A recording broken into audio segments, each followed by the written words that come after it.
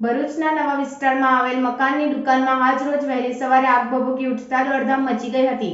આગમાં ઉપરના માળે સૂતેલા મોદી પરિવારનો આબાદ બચાવ થયો હતો. આગની જાણ થતાં પાલિયાના ફાયર ટેન્કરો દોડી આવી આગ પર કાબૂ મેળવ્યો હતો.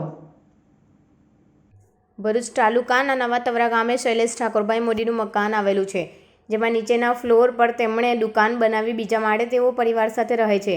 ગત રોજ રાતના તેઓ ઉપરના માળે સૂતા હતા. તે દરમિયાન રાત્રિના અંદાજિત 3 થી 4 વાગ્યાના અરસામાં તેમની દુકાનમાં શોર્ટ સર્કિટના કારણે આગ લાગી હતી. જોકે તેમની સામે રહેતા લોકોએ જોતા તેઓને બૂમાબૂમ કરતા મોદી જાગી જતા સલામત રીતે મકાનની બહાર દોડી આવતા આબાદ બચાવ થયો હતો. આગની જાણ સ્થાનિકોએ ભરૂચ નગરપાલિકાના ફાયર બ્રિગેડના લશ્કરોને કરતા તેઓની ટીમ સાથે 2 ફાયર ટેન્ડરો સાથે તાત્કાલિક સ્થળ પર દોડી આવી પાણીનો મારો ચલાવી ભારે જહેમત બાદ આગ પર કાબૂ મેળવ્યો હતો. આગની ઘટનામાં મોદી પરિવારની દુકાન અને મકાનને ભારે નુકસાન પહોંચતા અંદાજિત 15 લાખનું આર્થિક નુકસાન થયું હોવાનું જાણવા મળ્યું છે. મારું નામ શૈલેષભાઈ ઠાકોરભાઈ મોદી છે. નવા તવરા ગામમાં રહું છું અને કાલે રાતે લગભગ 3:30 વાગ્યાની આજુબાજુ મારા ઘરમાં આગ લાગી હતી. જોકે અમને તો 4 વાગ્યા સુધી 4 વાગ્યા પછી ખબર પડી. સામેવાળાએ અમને બૂમ પાડી કે ભાઈ તમારા ઘરમાં કંઈક સળગે છે. અમે તો ઉપર સૂઈએ છીએ અને અમને ખબર પણ ના હતી. અમે ચાર માણસ છીએ, મતલબ કે હું, મારો સન, મારા વાઈફ અને એની વાઈફ.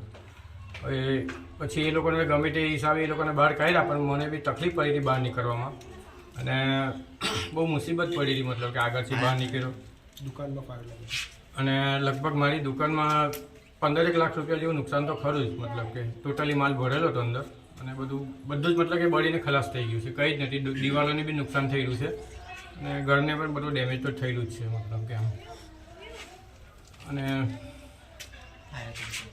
ફાયર બ્રિગેડ વાન પણ બોલાવ્યા હતા અમે. એ લોકોએ પછી આવીને આગ ઓલવી હતી. કેટલા બંબ આવેલા? ફાયરના 2 બંબ આવ્યા હતા અને બંને સારી મહેનત કરી અને આગને કાબૂમાં લીધી હતી. મતલબ કોઈકને નુકસાન થયું?